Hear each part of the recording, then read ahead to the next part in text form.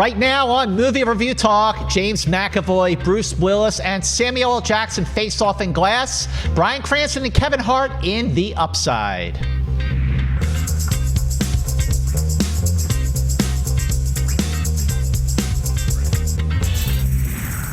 Hey there, movie fans. Welcome back to Movie Review Talk, the first review talk of 19. Happy New Year, Grae Drake. Happy New Year, Paranormal Activity. Happy New Year. Oh, we're back. It feels great to be back hosting Movie Review Talk only on Collider Video. Every week we review the new movies, even in January, plus something to stream, something that's on Blu-ray, something you might have missed. Here's the beauty of it, and crucial this week is no spoilers. No spoilers, kids. I mean, sometimes we let something go, but it's never anything like super bad. But no spoilers, so watch to your heart's content. Make sure you share, retweet, and listen to our podcast version on Podcast One. And every week I'm joined by an amazing panel of guest critics. Joining me, as usually, always these days, she is like basically turned Collider Video into Perri Vision. She is the one and only Paranormal Activity herself. The fantastic, the insightful, the articulate, the exuberant, the energetic, the awesome Perri Nemiroff. Am I wrong? Am I wrong? Why do I doubt you with your intros? There is no better way to start that. I wish that every single morning, instead of my Alexa giving me an alarm, it was just Scott Mantz's voice chiming in, being like, "You are wonderful. Get up and start the day." You know, it is completely genuine, sincere. I mean it, which is why I'm so happy to have back on the show. Just sort of worked out perfectly, and here she is. You know her, you love her. Who doesn't love the one and only Grae Drake? Hello! Welcome back. Happy New Year, Oh my Grae God. Drake. 2019 is shaping up to be a real barn burner. It and is, isn't honestly, I don't think that this January has been all that weak. Okay, well, movie-wise. shall we get into it then? Why don't we? Well, then let's get right to it. The first movie we're going to talk about is The Upside, directed by Neil Berger, starring Kevin Hart, Bryan Cranston, and Nicole Kidman, based on the French box office smash The Intouchables, not The Untouchables, different movie,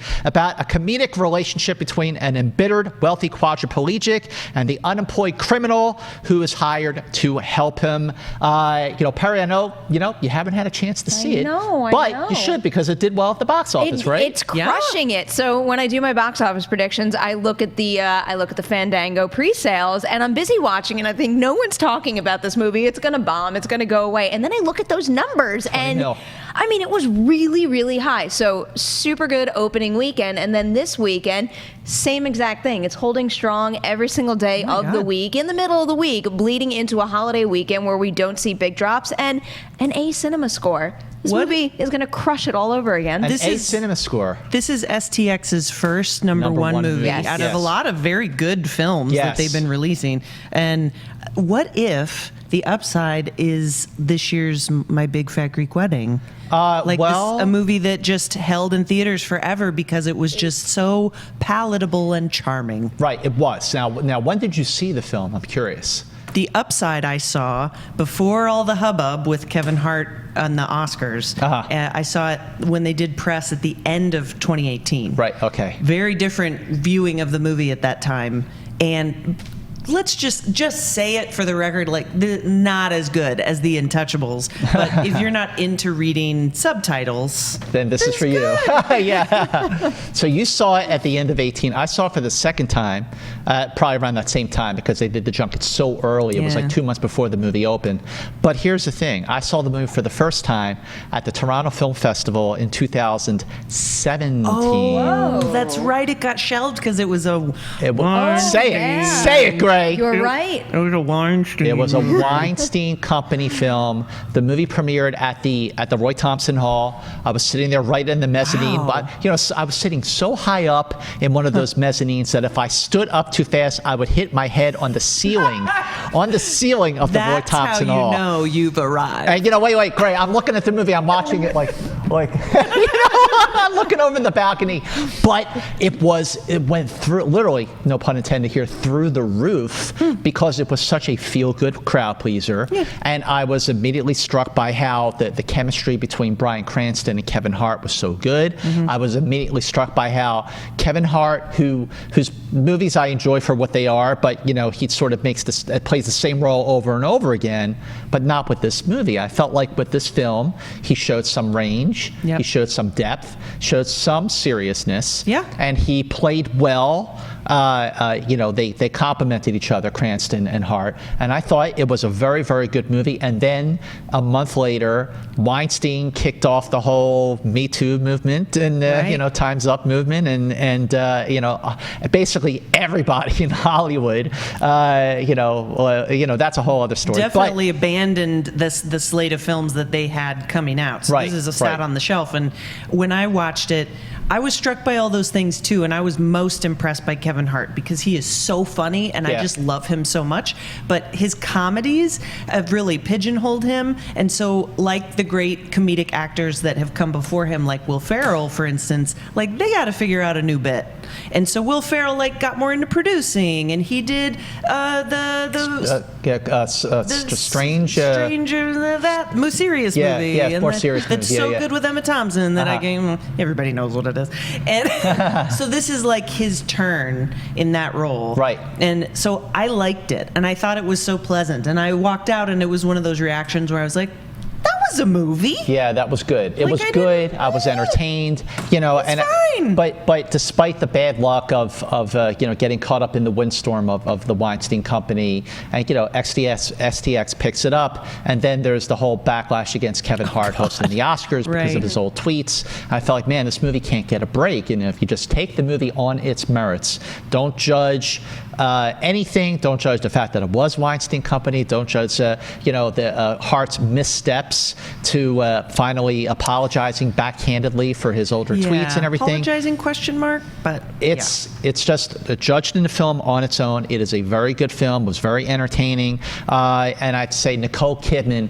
It was interesting last weekend at the ArcLight in Hollywood. It was a Nicole Kidman film festival. She loves you. You had Nicole Kidman. Flowers. Oh my God! Wait. So not only does she send flowers, but at the Critics' Choice Awards, which we were all at, yay, the three of us, I was making a beeline to the Quiet Place table to say hi to the producers, Andrew Foreman, Brad Fuller, and I hear someone go, Scott, and I turn and it's Nicole Kidman, and she goes like this, and you know, she gets up, she gives me a hug, she goes, "You are the best moderator. Did you get the flowers?" And I'm like, "Oh, I got the flowers. I cannot thank." I mean, like, she did not have to do that. No, that's so nice, and that's the thing, is that I really thought the first time I ever interviewed her, I had a picture of who she would be in my head, and I mean, to be honest, I thought she would be like a total ice queen and like unrelatable. And then you start talking to her about horror movies and how much she loves them, and you start talking to her about her deep love of dark chocolate and how she thinks it's weird that her husband drinks kale smoothies, and she knows so much about films that it's so fun to talk to her, and she's funny and warm, and it's very confusing for someone that had a preconceived notion, but it's one of the times I've been the most wrong about someone, and that makes your story makes me love her even more. But P.S., she was wasted in this film. No, she was. I agree. What was that all about? But I mean, it's like her eighth film to come out in 12 months. So, but Grae, that's the thing, is that she's doing different things. If you look at the four films that were playing at the ArcLight, you had The Upside. They were doing award screenings for Boy Erased, which she was terrific in, and then Aquaman, which has now made over $1 billion, and then one of her best performances, bar none, in Destroyer. And I'm like, wow, it's like the Nicole Kidman Film Festival here at the ArcLight here. Funny. But no, I agree with you in terms of, like, you know, I've always sort of got her at junkets for like 4 minutes over the years. So to talk with her for 30 and you know, let down our guard, and you know, just in front of 800 people at the sold-out screening at the ArcLight, that was really awesome. But I really like The Upside. I give it a B+. How about you? That's exactly the rating that I had in my head, because we were very pleased, and me and my husband, that stumbled on Steve that stumbled on The Untouchables as an award season screener. Yeah. So yeah, that's a better movie. But this one, B+. Yeah, B+, very solid. Perri, if you would have seen it, what would you have given? I was going to say, at least I'll get around to it and I'll let you know. But we're off to Sundance soon. Yeah, so we are. You're not going to see it anytime soon. There's so many January releases that are going to get lost in the mix. I'm all bummed I can't see The Kid Who Would Be King also, because I'm a huge Joe Cornish fan. There's something about January movies. Sometimes you get a movie that's actually really good. February is also, February you get, like, Deadpool was really good. Black Panther opened in February. To you. But Yeah, that's exciting. Which one? He's not going to care. Happy Death Day to You. I'm not going to get it. It's because Happy Death Day it's a sequel to it's a really good Blumhouse horror movie, like a horror Groundhog Day. Super, really fun. Oh, okay. Good choice. Yes, All right. I get a little nervous with the horror movies with you, though. I'll see that. You see the upside, and we'll compare Escape notes. Room together off camera at some point. Escape Room. Man, I wanted liked to it. escape from that room. But anyway, that movie's been out for a couple of weeks. So let's move along to the big movie opening this weekend, and it is a holiday weekend. So I can't wait to hear your box office prediction on that one. This movie is Glass, written and directed by M. Night Shyamalan, starring Samuel L. Jackson, Bruce Willis, James McAvoy, and Sarah Paulson. Almost 20 years in the making, if you think about it. It's the ultimate showdown between superhero David Dunn, supervillain Kevin Wendell Crumb, and, well, is he a villain or is he a hero, Elijah Price? Perri, what did you think of Glass? Well, I can already tell what you might think. I was disappointed. I think this is a very applicable term to apply to Glass, just from my perspective. But I was a huge fan of Split. Of course, I liked Unbreakable, but Split wound up being one of my favorite movies of that year. So I was so excited to see the three of them come together. And I think it started out pretty well. I think there's a certain action scene at the beginning of the movie that was a little too, I would say, dark, just in terms of the visuals, not the tone, but I actually couldn't see the action, which I found frustrating. Yeah. But I liked the setup in the first act, and the second they get into that hospital setting, it was just, oh my God, like exposition and speech, Yep. and just like one lengthy monologue after the next. And I am the biggest Sarah Paulson fan in this world. Whoa, was that a flat character? And in the end, of course, we know it's Shyamalan. He's going to do these really cool reveals at some point, and I like the ideas that he had. I like the ideas that he tells us about in the end, but the problem is he doesn't earn those. And then on top of that, a couple of the reveals, you can go back and start to poke holes in that, and then all of a sudden the reveal isn't satisfying anymore. All right, Grae. Yeah. One word: pacing. Pacing. Just the wrong pace for this movie. And I think that in my head I counted on it to be a real kind of whiz-bang meeting of these three characters, and like, wow. But I should have known. I was suspicious when so many of the promo materials featured James McAvoy, because that character's incredible, and Split was so good. Yeah, Split was good.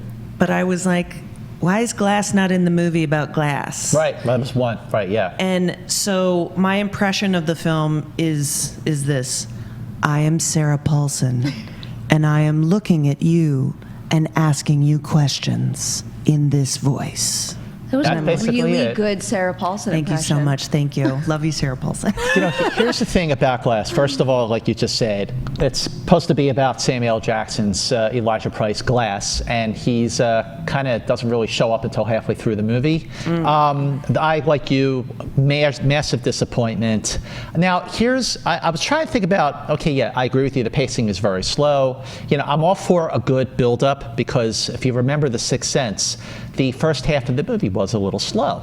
But then when you get to the midpoint, the I see dead people thing, boom, it flips the movie over, and it turns into something different. And the end of that film makes you go back and watch it much more closely. Now, I loved Unbreakable. The only problem with Unbreakable was that it followed The Sixth Sense. Yeah. And a lot of people felt like it wasn't as good as The Sixth Sense. And it wasn't, but it was a completely different film. It's an unfair comparison. It is. And this is also, it came out in November of 2000, I think. And up to that point, you had Blade, you had X-Men, the resurgence of the superhero movies was just getting started. Yeah. And this was a very different kind of superhero movie. And I love the ending, and I love the twist. So then you get to 2016 with Split. And James McAvoy and all his 24 performances in that film, sensational. If that movie was released later in the year, he might have got nominated for it. He should have been, because he was great. He was superb in that film. I agree. Now, when you get to the end of Split, no spoilers, but if you haven't seen Split by now, you're missing out. So I'm going to say the end of that film, when it's revealed that Split takes place in the Unbreakable universe, I went, okay, that's interesting. I don't know if it was needed. I don't know how it makes me feel about wanting to go back and watch it again, like it did with Sixth Sense or Unbreakable. But okay, I felt like the twist ending with Bruce Willis at the end of Split felt forced. Oh, that's interesting. It felt forced. Oh, and I felt like this is rare that you're this wrong. Go ahead. Okay, wait, hang on. Hang on. I'm going to get even wronger to you and say that the strain of putting Split in the Unbreakable universe was made completely obvious and clear to me while watching Glass. I did not feel like Split belonged in the Unbreakable universe, or vice versa, whatever. I felt like it felt forced. Wow. I did not feel like these, it was like a Batman, a Joker kind of thing, where they were like arch enemies, or Spider-Man and the Green Goblin, or Professor X and Magneto. It didn't have that sort of like, yin and yang, we need each other, but we hate each other kind of thing. And Perri, do you have as many opinions about this as I do? I do. I Why actually, don't you please go ahead? Perri. I couldn't disagree more on this. Well, and by all means, now let that me hear we've it. put it out there, that is one of the things I was most impressed about in terms of how they introduced the fact that Split was part of this Unbreakable world. Is I still think Split stood on its own, totally fine, great movie you could watch without seeing Unbreakable. But I thought that end touch made so much sense, and I think it makes even more sense after you watch Glass. Even though the reveals at the end of Glass didn't really work for me, I still think that it makes it make even more sense that all three of these individuals would be playing on the same field. And that's where I think Glass and its commentary on the superhero and the comic book storytelling format, that's where I think it adds the most to that conversation. Well, on top of that,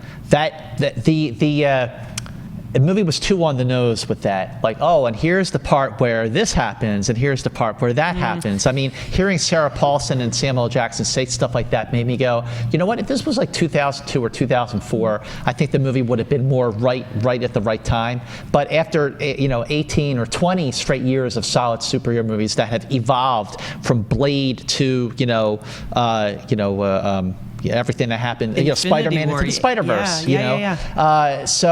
but I felt like this was a way too late. It should have come out 15 years ago. Okay, M. Night gets tripped up on his own postmodern ideas in this movie really, really badly. I think in this long section that I literally for most of this movie sat on the edge of my seat and I went, I'm waiting for something. I don't know what it is. What am I waiting for? Why won't they just get to the point? Because none of it made a lot of sense to me in this film. But I'm with Perri because when Split ended, I was sitting in a theater with two other women from the Hollywood Foreign Press that spoke Italian as their primary language.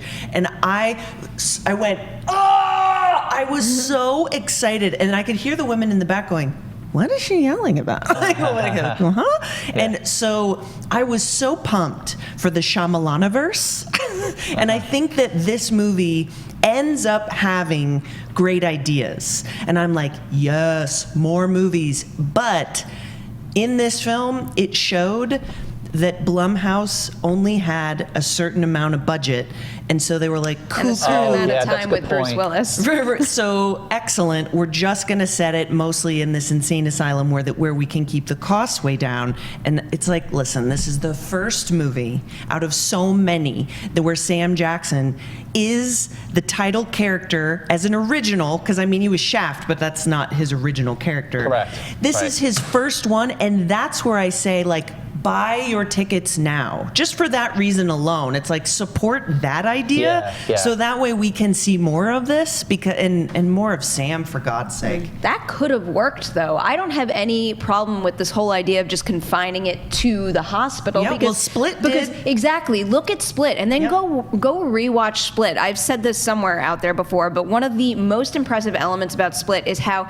there isn't a single wasted moment of screen time, where every single scene, whether it is a, edge of your seat action scene where there's some sort of like threat on the girls' lives, or even if they're just having a one-on-one conversation, every single moment in that movie, the lines all mean something and the whole thing has you riveted. That could have happened here. It's just in Glass, it almost feels like the same exact conversation replaying over and over and over. You're right. Well, I hear what you're saying, and I understand I'm in the minority on the Split not belonging in the Unbreakable universe, but I still feel like it was forced. It didn't.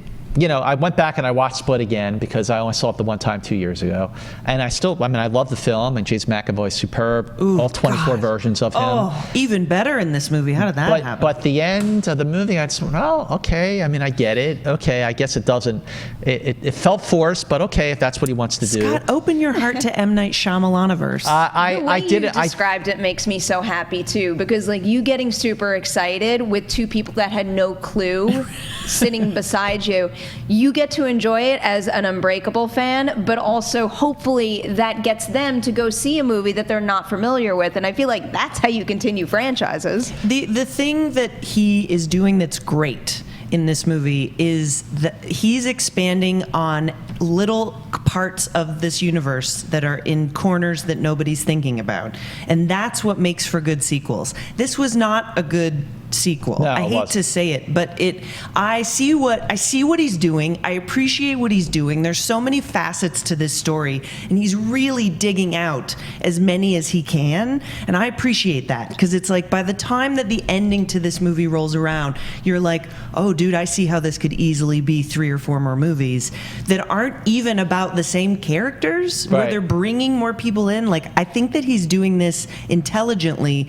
I just wish that this movie had been paced differently, because it just didn't work. It felt slow, and I was like, where's all my action? Seeing James McAvoy and so much of him is great, but this isn't working for me. Right, the movie did not work for me. It started slow, it ended, the ending was a disappointment, and I know you you think it does belong together. I still feel like it doesn't. What's your letter grade, Perri?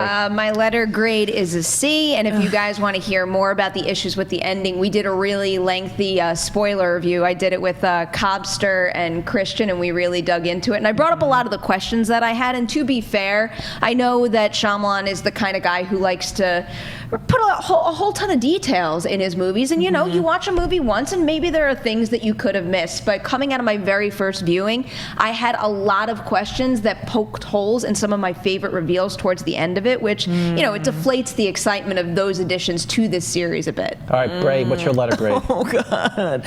I'm really hovering at C+, B-, and I'm favoring it because I really just wanted this to be so good, but I guess I have to give it a C+. Yeah, I'm giving it a C-. Damn it. This breaks my heart. It breaks my heart, too. Look, it's like the first big bummer of the year. It's a bummer. And look, it revs up, you guys. It revs up. It gets good. It's just that you have to sit through so much of it.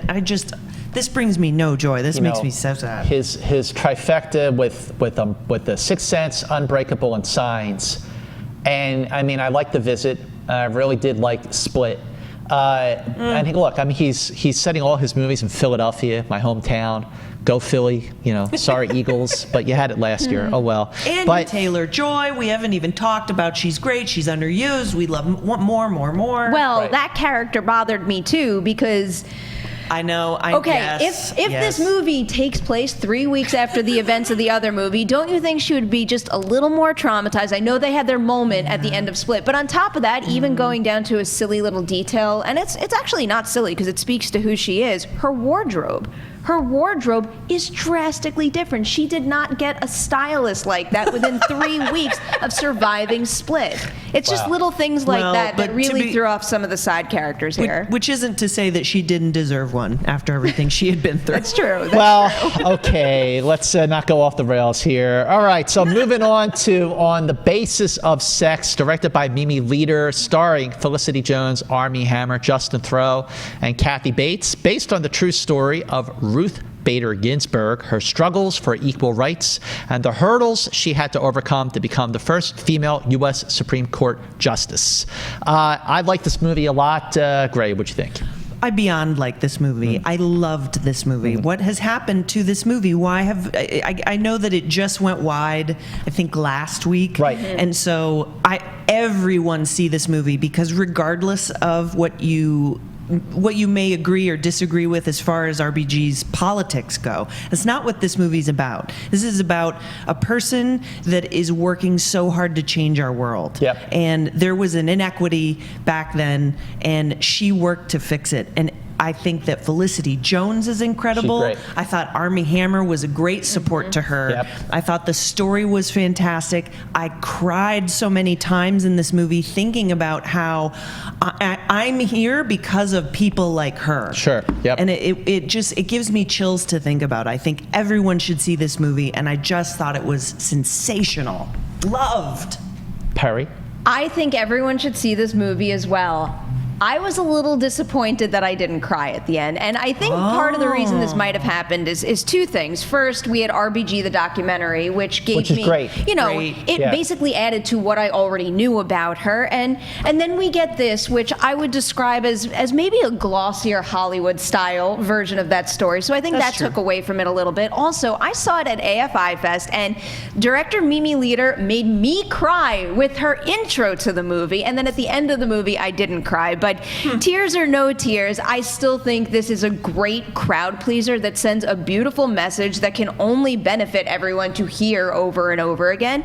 And also, it's pretty riveting and entertaining. It's basically impossible not to care for Felicity Jones and Armie Hammer because of their performances. But one of the layers of the story that I liked more than anything else was the family, and I mean the trio of the family. Because when you throw in Kaylee Spaney and you just see the different generation between Ruth and Jane, her daughter, and how she's kind of like her mother but also kind of different, and watching the two of them have to get on the same level, I thought that was one of the most moving pieces of this entire movie. I like this film a lot. I think it's a great companion piece to RPG, the documentary, which was Sundance last year. So I think that's going to get nominated for Best Documentary for sure.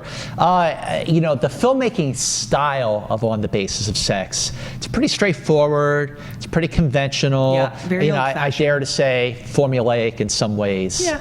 But it's a biopic. It's a biopic. The filmmaking style isn't all that special, but the story definitely is. The performances are. I mean, Felicity Jones is great, like you said. Armie Hammer. Felicity Jones disappears. Yeah. Where did Felicity Jones go? Like, it makes me think about how good she is. She's like the utility player in almost every movie that she's in, because she could just be anything. Like, this is Jyn Erso.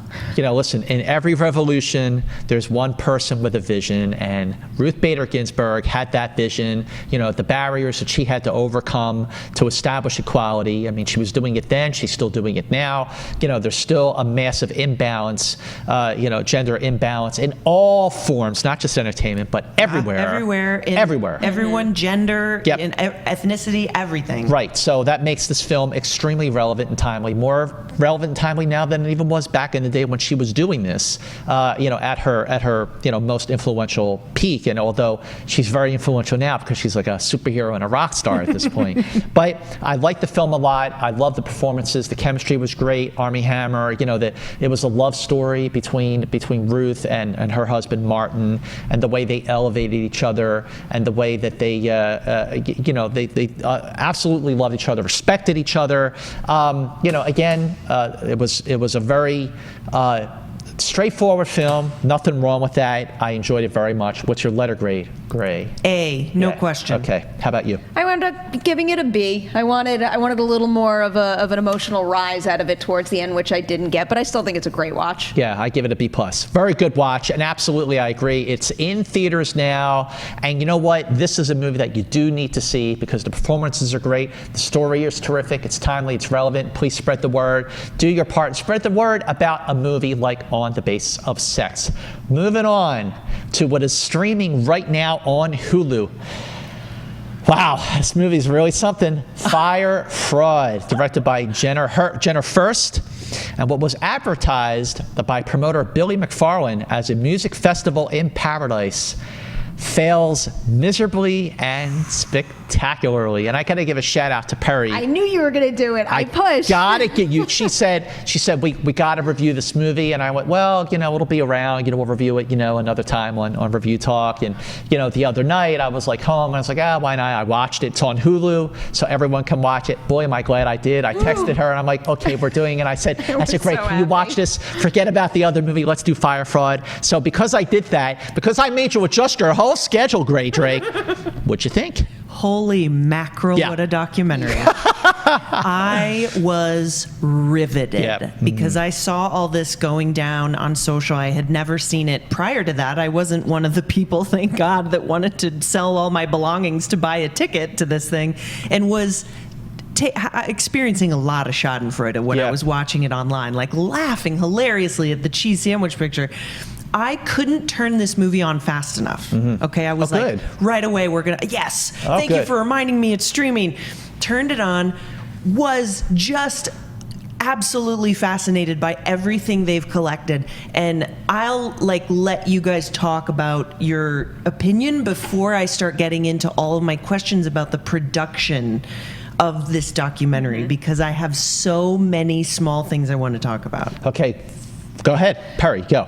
I am fascinated by this story. I was fascinated when it was actually happening. I was definitely one of those people that was kind of sitting and monitoring as it was unfolding on social media, and then watching all the news reports about it. And the fact that they got the creator involved in this documentary, that was kind of the hook for me. And the new interviews? My, sitting there watching this and watching him sit in that room and dodge every other question. I was my skin was crawling. I found it so frustrating, and I suspect that was the point, but also just, I'm part of this age group too, and watching how this documentary has a little something to say about, the kind of culture that we grew up with and how that's relevant for this particular story, and why certain individuals, whether you were a victim in the situation or you were the person lying to thousands and thousands of people and ruining, who knows with some of these people basically selling everything they own to go and basically just have all that money and all those things disappear. It's just crazy to think that certain individuals can grow up feeling entitled to pull something like that, and then just to see the repetitive nature of it.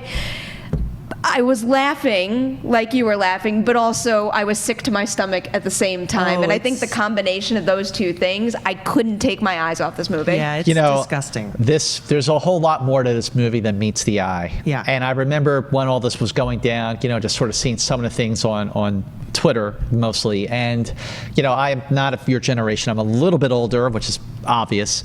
But hey, you're only as old as you feel, right? Listen, right? Nothing but a number, babe. Nothing but a number, baby. But this Billy McFarland, this frat boy type of sociopath, this influencing,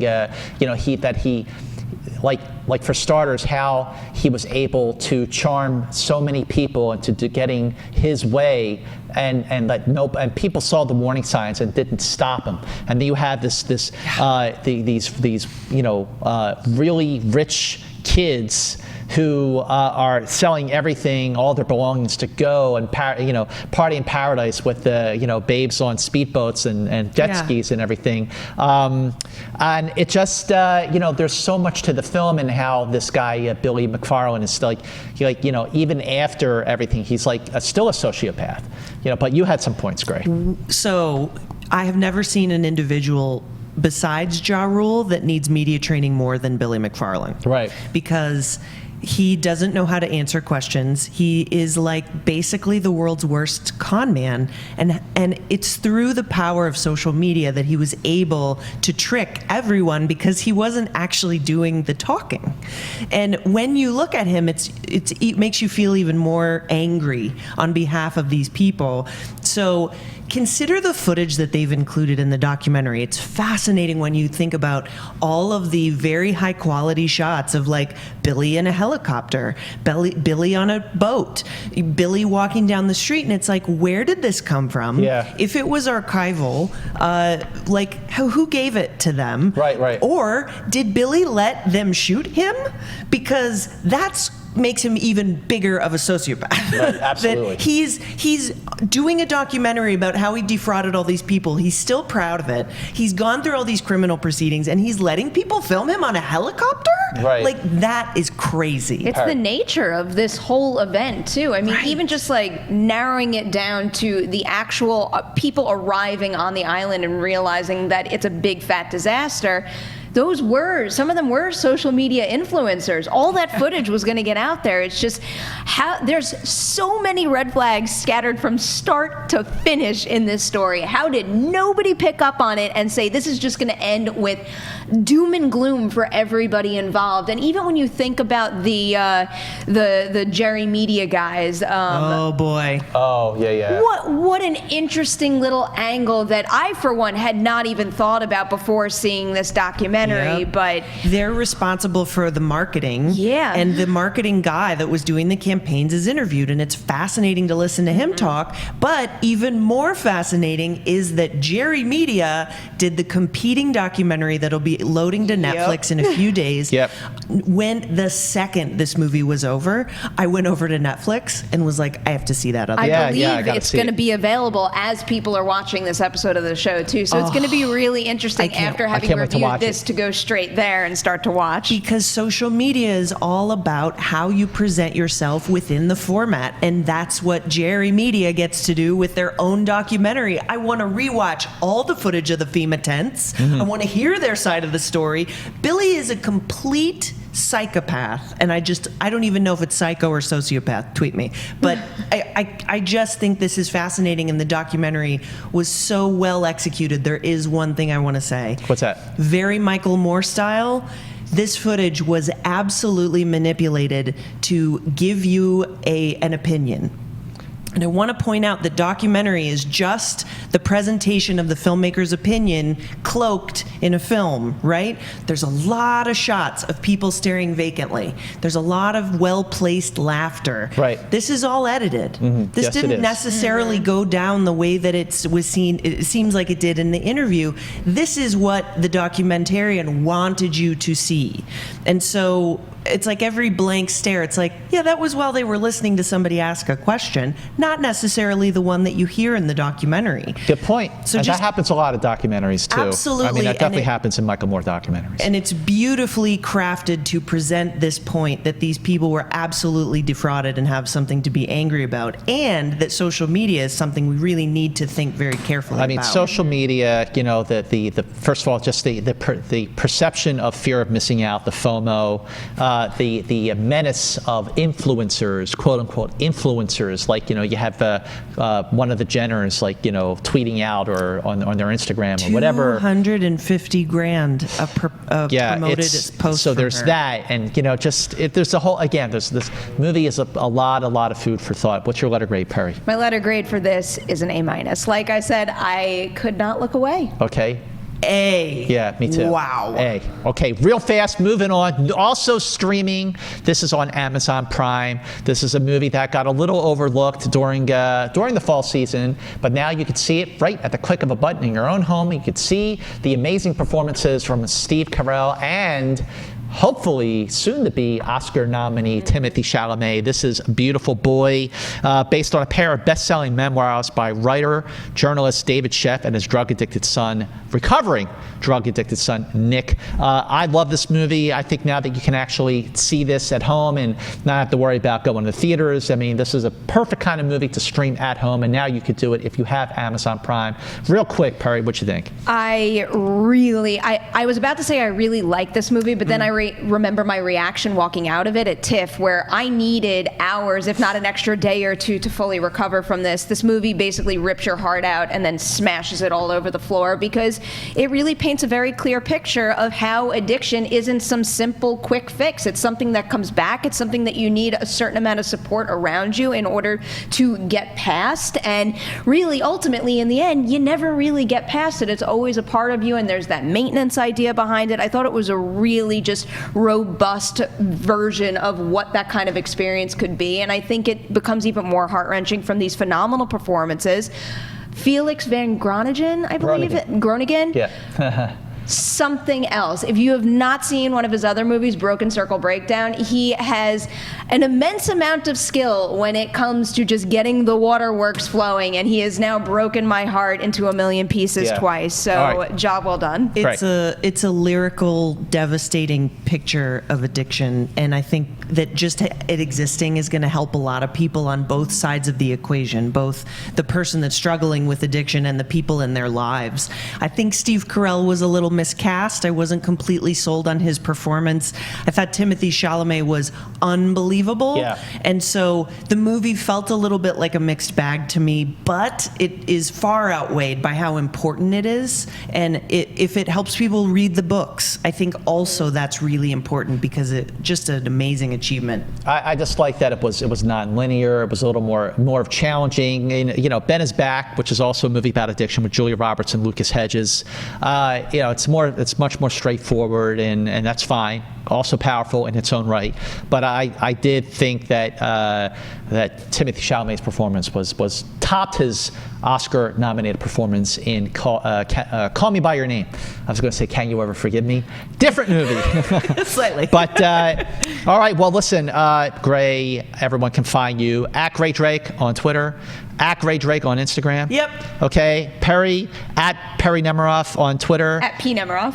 At P. Nemiroff on Twitter. I don't know why I did that. P. Nemiroff. That's just how P. it is. Nemiroff. Yeah. All right, P. Nemiroff. You can still call her Paranormal Activity. I'll still do. Please do. You know, and it's P. Nemiroff on Instagram as well. Okay. You can follow me at Movie Mantz on Twitter. You can follow me at Movie Mantz on Instagram.